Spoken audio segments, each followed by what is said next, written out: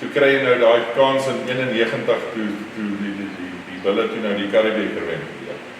Hoe is die Curriebeeker? Vertel ons daar. Ja, dit was hard geweest hoor. Nee, dit is een ding wat ek dink glad nou nie meer dieselfde is nie. Want daai tyd was dit die ultimate.